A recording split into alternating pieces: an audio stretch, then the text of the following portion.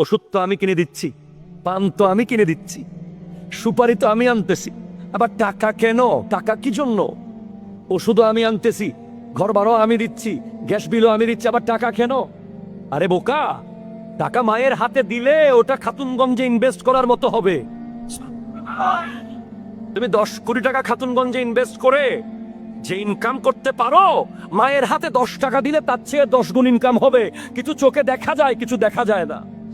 এই জন্য বেতন পেলে আলাদা করে মা বাবার হাতে টাকা দিয়েন, সব আনার পরেও দিয়েন। দেখবেন ইন্তেকালের পরে শাড়ির তলে টাকাগুলো আছে,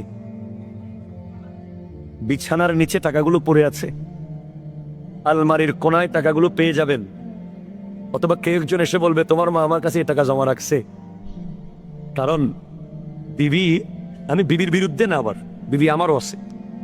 বিবি আপনার টাকা খরচ করার সময় 50% চিন্তা করবে হয়তো আপনার ব্যাপারে, মা খরচ করার সময় 100-200 বার চিন্তা করবে। আমার ছেলের টাকা কত কষ্ট করে আমার ছেলে মাথার গাম পায়ে ফেলে কামাই আনছে। বিবি 10,000 টাকা শাড়ি নেওয়ার সময় হয়তো হাত কাঁপবে না, মায়ের 500 টাকার শাড়ি কেনার সময় হাত কাঁপবে। মারা নতুন জুতা কিনে না,